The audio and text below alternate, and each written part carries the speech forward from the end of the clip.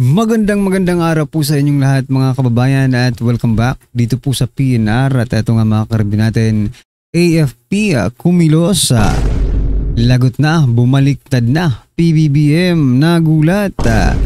Ayan mga kababayan, patungkol po riyan ang ating alamin at bibigyan ng reaksyon ngayong araw na ito. Pero bago pong lahat mga kababayan, sa mga hindi pa po nakapag-subscribe sa ating munting channel ay pa-subscribe naman po. At palike na rin po ng video ito. Maraming salamat po. At eto na nga, simulan na po natin to.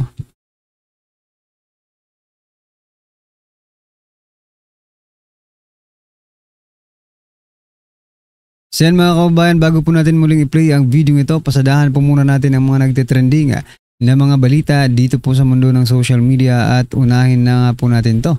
Nako, itong si Yusek Claire Castro mga kababayan, meron naman pong pahayag. Sabi po dito ni Castro, nagamit ang mga kabataan para manggulo ng gustong umupong pangulo. Aba, matindi po ang mga pahayag ni Castro. Di ba si Castro po ang tagapagsalita ng pangulo? Ibig sabihin, these words are coming from the president mga kababayan. No? May ebidensya po ba kayo na yung susunod na pangulo ang may pakana nito? At sino naman? Diba? At sino namang susunod na pangulo ang pinasasaringan mo? Diba? Ito po ang kabuuan ng kanyang sinabi mga kababayan. Pero nakita natin itong mga sinasabing kabataan na ito. Mukhang nagamit. The way I see it, mukhang nagamit dahil iyon naman ang panawagan ng iba. Nagamit na may masamang intensyon.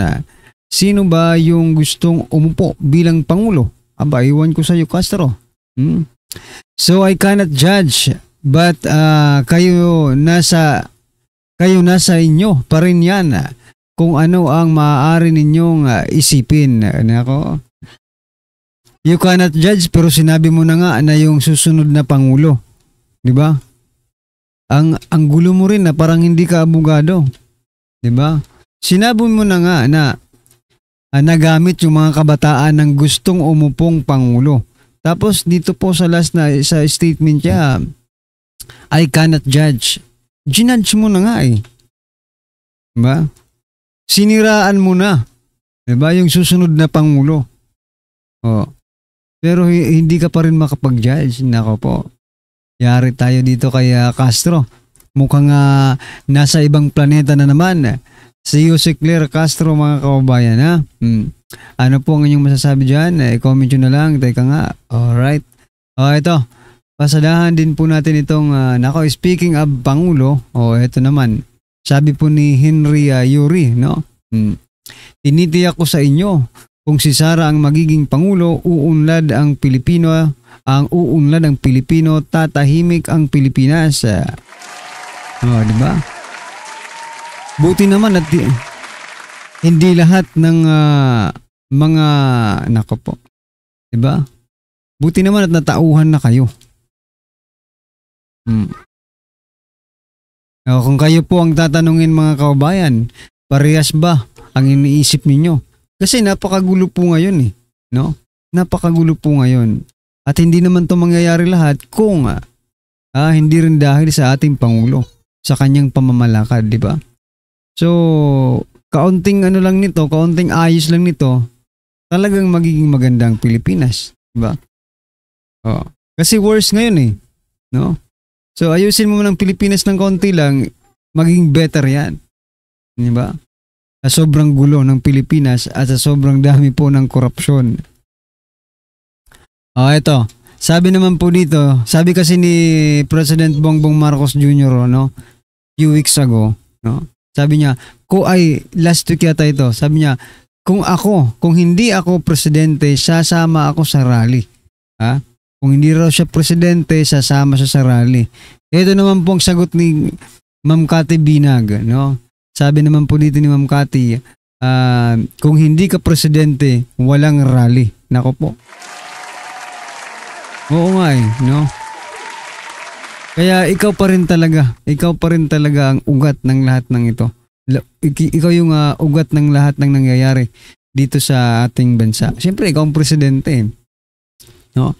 Kung hindi raw siya presidente, sasama siya sa rally. Nako, kaya nga may rally dahil ikaw ang presidente. Malamang kung hindi ka presidente, nako, walang rally. Kasi magiging maayos naman ang pamamalakad ng ating gobyerno. 'Di ba? Tama naman, 'di ba? Makonsensya ka naman, PBBM, ayaw na ng taong bayan sa'yo. Huwag kapit ko sa pwesto. Nako po. Correct ka po, Ma'am Kati Binag. BBM resign, lakasan ang panawagan, inutil, wakasan.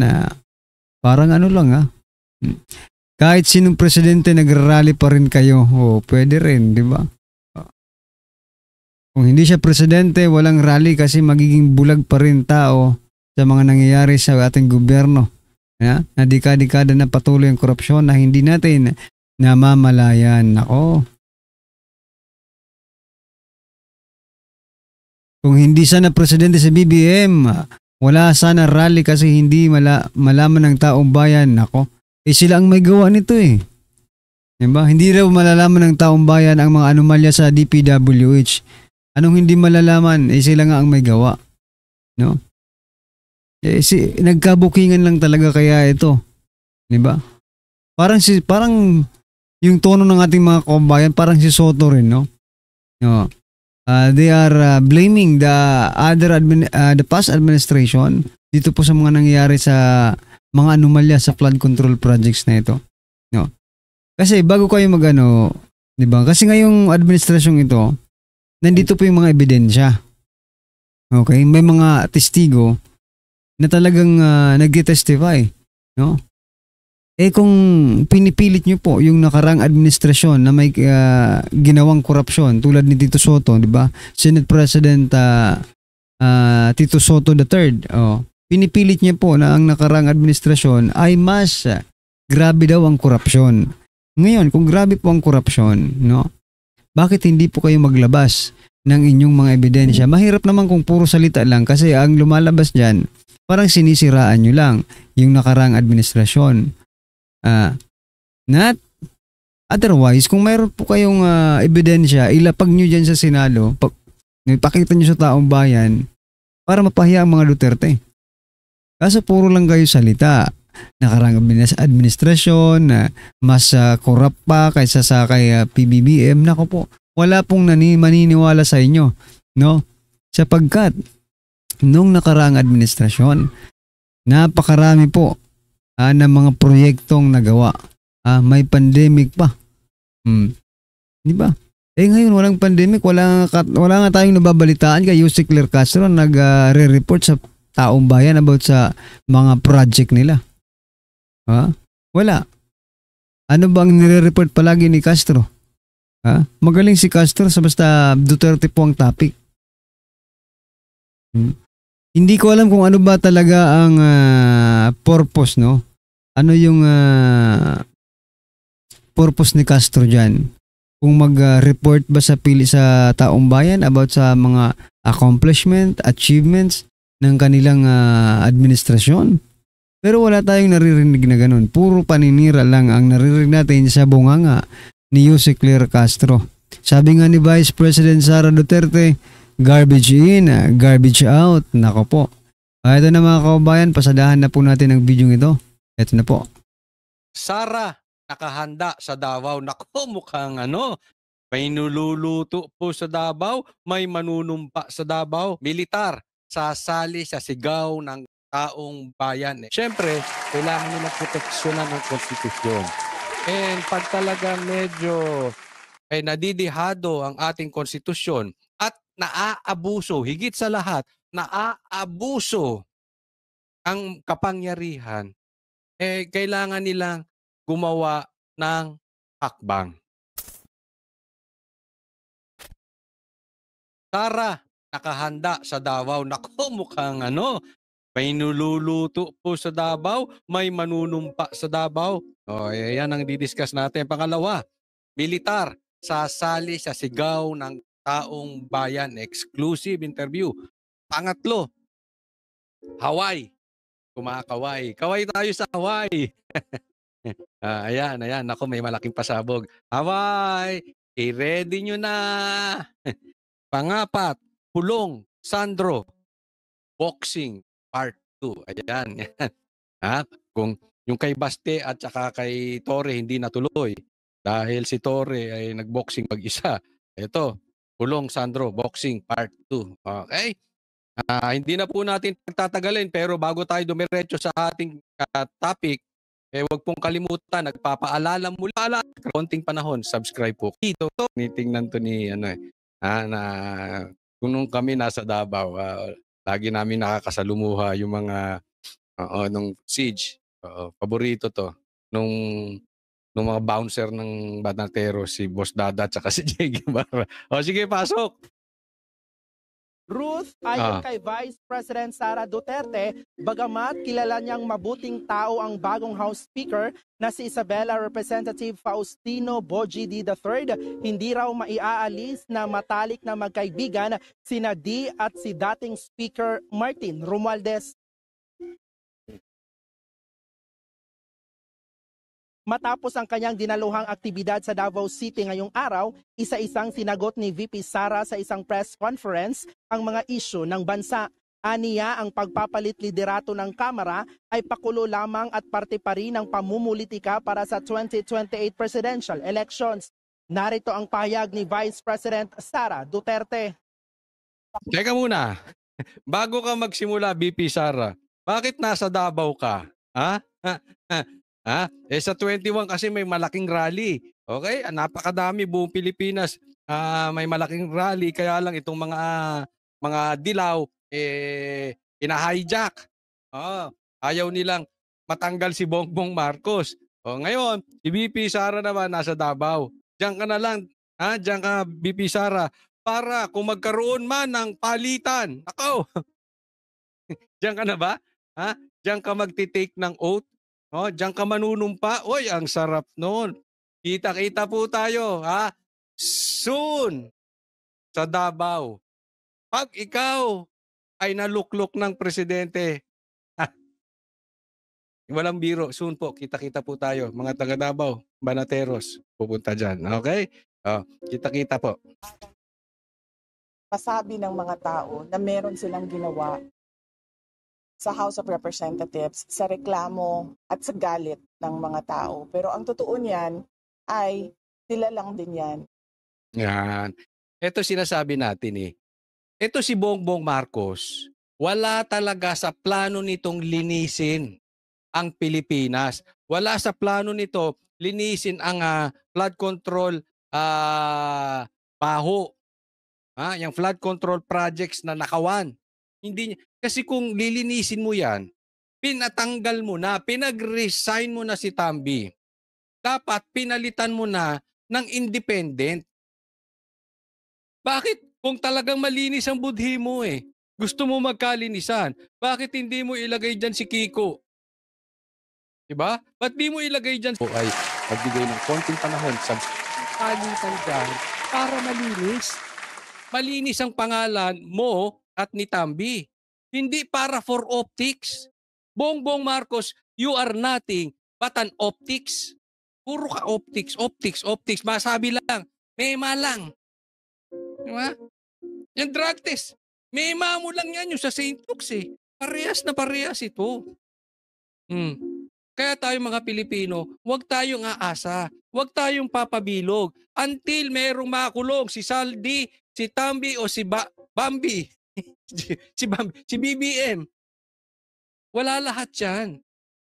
Nakikita nyo hindi nila inaayos. Ang inaayos lang nila yung imahe nila. Grupo lang din yan ni Martin Romualdez, ni Sandro Marcos, and of course, syempre, papunta na rin yan kay BBM. Diba sila din Ulitin ko, nagpapaalala tayo. Sa simula pa lang, sinasabi na natin, wag mo nang hayaan yan si Tambi. May katarantaduhang ginagawa. Inantay mo na sumingaw yung baho na ginagawa na hinayaan mo rin ng 3 at 4 na taon. Kinunsinti mo. Tapos ngayon bida-bida ka? Ay, yung kay Puno, bagamat sabi ko sa vlog ko, bigyan natin ng chance. Pero malakas po ang aking paniwala. Kampi-kampi lang yan. Sasali na. Maraming organization sa military, mayroong Association of Generals and Flag Officers, mga star rank officers.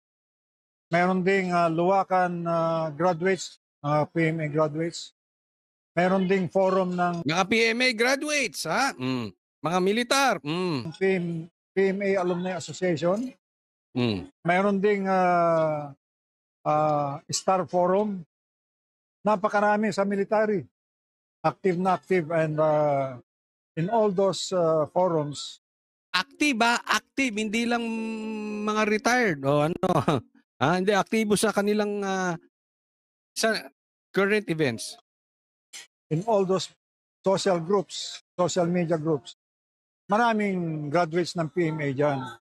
Simply because hindi naman sa sinasabi namin kami lang, but we know that to serve the land properly, we must have integrity, honesty, and the sense of public service. Kulang na lang na sabihin namin na patriot kami, na katulad din ng iba. Kaya kung nakikita namin ang malawakang korupsyon, talagang nagagalit kami. Nakatulad din ng ibang Pilipino. At ngayon sa nangyayaring ito, Ito exclusive interview po ito ng SMNI. At yun nga po ang nabalitaan natin. So may mga kinakamusta ako, mga kaibigan natin. No, hindi ko na lang babanggitin ang kanilang mga pangalan dahil malalagay naman sila sa alanganin. Nakaabang-abang lang. No? Siyempre, kailangan nilang proteksyonan ang konstitusyon. And pag talagang medyo nadidihado ang ating konstitusyon at naaabuso, higit sa lahat, naaabuso ang kapangyarihan, kailangan nilang gumawa ng hakbang. Hindi po natin. Yan mga kababayan, ano po ang inyong reaksyon, opinion patungkol po sa video ito, i-comment nyo na lang po sa baba. Maraming salamat po.